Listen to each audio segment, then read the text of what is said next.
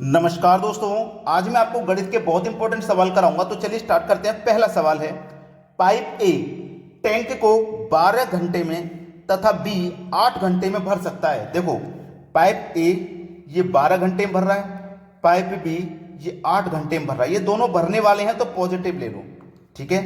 Pipe सी tank को 15 घंटे में खाली कर रहा है। एक पाइप सी है जो 15 घंटे में खाली कर रहा है, ये खाली करने वाला है तो निगेटिव ले लो। अभी हमें ये नहीं पता कि हमारा जो टैंक है वो कितना बड़ा है, तो पता करने का सबसे सरल तरीका है कि आप इनका एलसीएम ले लीजिए। 12, 8, 15 का एलसीएम आ जाएगा 120।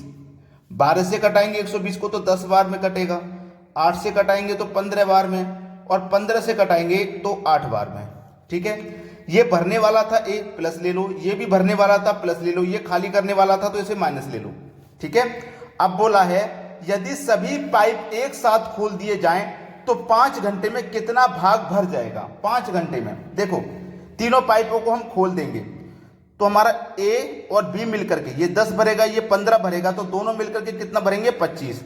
और ये साथ के साथ में 8 खाली कर देगा तो 25 भरा जाएगा, साथ के साथ में 8 खाली हो गया तो 1 घंटे में 17 ही भरा जाएगा, है ना। 1 घंटे में 17 भरा जाएगा, भरना है 5 घंटे, तो 17 पंजे 85, यानी कि 5 घंटे में 85 भर जाएगा। टोटल हमारे पास टैंक में कितना पानी है, 120 आता है, जिसमें से 85 भर जाएगा। तो हमारा 120 में से 85 भाग भर जाएगा। अब इसको कटा लीजिए बस, 5 से कटाएंगे तो 5 से 17 पंजे 85, यानी कि 17 बार में कटेगा। 5 से इसको कटाएंगे तो ये 24 बार में कटेगा। तो हमारा कितना भाग भर जाएगा, 17/24। 17/24 मतलब पहला ऑप्शन सही जवाब हो जाएगा। अब देखेंगे अगला प्रश्न। अगला सवाल है, एक परीक्षा में कुल 65% विद्यार्थी उत्तीर्ण हुए। यदि अनुत्तीर्ण विद्यार्थियों की संख्या 420 है तो विद्यार्थियों की कुल संख्या कितनी है। विद्यार्थियों की जो भी संख्या रहेगी वो अपने आप में 100% होगी। ये बात आप याद रखिएगा, अपने आप में 100%, चाहे कितने भी छात्र हो, कितने भी विद्यार्थी, वो अपने आप में 100% होंगे। अब 100% में से क्या होता है, 65% उत्तीर्ण हो गए। उत्तीर्ण का मतलब है पास हो गए, 65% पास हो गए। अब देखो, 100% में से 65% पास हो गए तो फेल कितने हुए, 35% फेल हुए। अब प्रतिशत में फेल हुए हैं 35%, और संख्या में कितने फेल हुए हैं, 420। संख्या में फेल हुए हैं 420। तो हमें निकालना है 100% का मान। 35% का मान 420 है, हमें निकालना है 100% का मान। तो कैसे निकालेंगे, इस 420 में इस 35 से डिवाइड कर देंगे, 100% का मान निकालने के लिए 100 से मल्टीप्लाई कर देंगे और आंसर आ जाएगा। क्लियर है सभी को, किसी को कोई समस्या नहीं होगी यहाँ पे। चलिए अब यहाँ पे देखो, हम कटाएंगे 5 सत्ते 35 और 5 से कट जाएगा ये 20 बार में, 7 6 42 और 1 0। अब 6 दूने का 12 और 2 0, ये तो 1200। तो विद्यार्थियों की, छात्रों की संख्या क्या हो जाएगी, 1200 हो जाएगी। 1200 मतलब सी ऑप्शन, ये हमारे सवाल का बिल्कुल सही जवाब है। अब देखेंगे अगला प्रश्न। अगला प्रश्न है, 500 लीटर के दूध के घोल में 40% दूध है, कितना और दूध मिला दिया जाए ताकि इस घोल में दूध की मात्रा 60% बन जाए। देखो, पहले से दूध की मात्रा कितनी है, 40%, और कितनी बन जाए, 40% से 60% बन जाए तो कितनी वृद्धि हो जाएगी, 20% की वृद्धि नहीं हो जाएगी भाई। 40 से 60 हो जाए तो 20% की वृद्धि होगी। तो हमारे पास टोटल कितना मिश्रण है, 500 लीटर का। वृद्धि कितने की हो जाएगी इसमें, 20% की, तो 20 लिखो।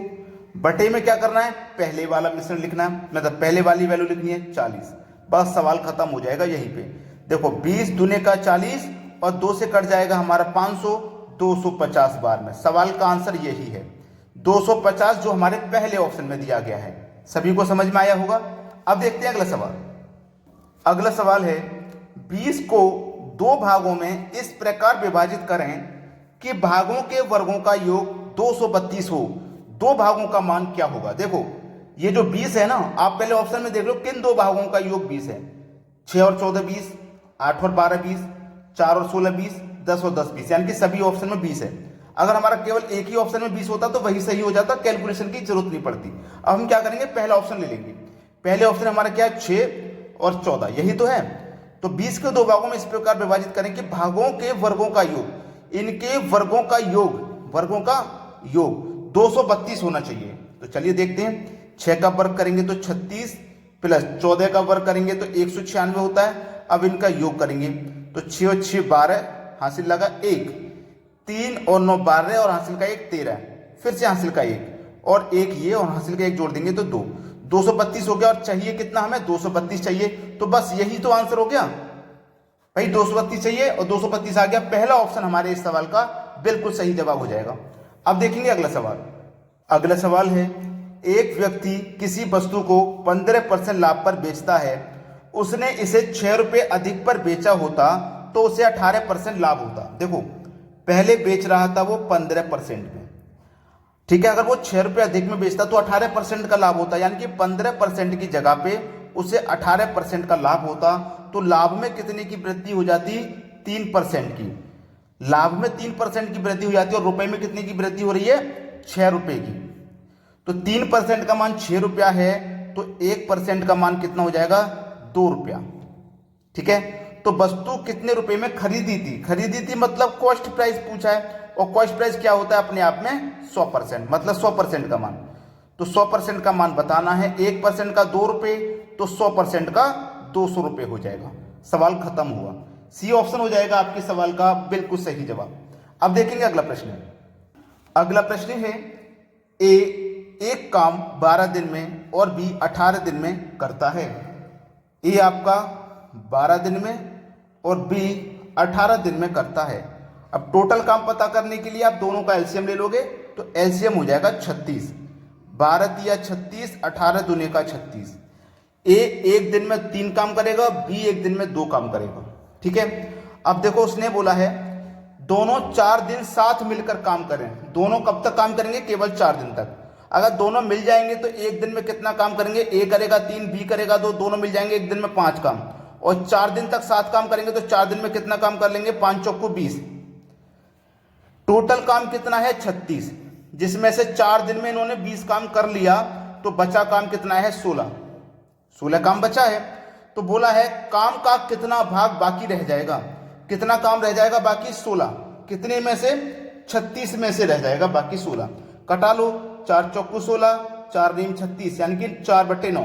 ये आपके सवाल का बिल्कुल सही जवाब है, 4/9। 4/9 पहले ही ऑप्शन में दिया गया है, ये बिल्कुल सही जवाब हो जाएगा। अब देखेंगे अगला प्रश्न। अगला प्रश्न है, यदि किसी टैंक का 1/3 भाग भरे होने पर उसमें 240 लीटर पानी और आ जाता है, तो आधा भरे होने पर उसमें कितना पानी होगा? ठीक है, ये बहुत अच्छा सवाल है। देखो कोई एक टैंक है, इसमें 1/3 भाग भरा हुआ है, तो जो भरा हुआ मैं उसे माइनस कर दूंगा। 1/3 भरा हुआ मैं भरे हुए को माइनस कर दूंगा, तो जो बचेगा वो खाली होगा।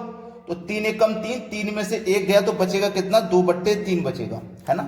तो इतना भाग खाली है। जब इतना भाग खाली होता है तो 240 लीटर पानी और आ जाता है इतने खाली में। तो 2/3 कितने के बराबर होगा? 240 के बराबर होगा। अब 2 से कटा लो 240 को, तो 120 बार में, और 3 से 120 को गुना करेंगे तो 360 हो जाएगा। इसका मतलब ये हुआ कि टोटल टैंक हमारा 360 लीटर का है। लेकिन टोटल नहीं पूछा उसने, आधा भरे होने पर पूछा। आधा भरे होने पर उसमें कितना पानी होगा? तो आधा कर दीजिए इसका, तो आधा कर देंगे तो कितना हो जाएगा? 180। आधा भरे होने पर उसमें 180 लीटर पानी होगा, जो कि हमारे सी ऑप्शन में दिया गया है। लाइक का बटन अगर अभी तक आपने नहीं दिया है दबा दीजिए, और अगर आपने शेयर नहीं किया है किसी के पास तो शेयर भी कर दीजिए। ठीक है दोस्तों, धन्यवाद।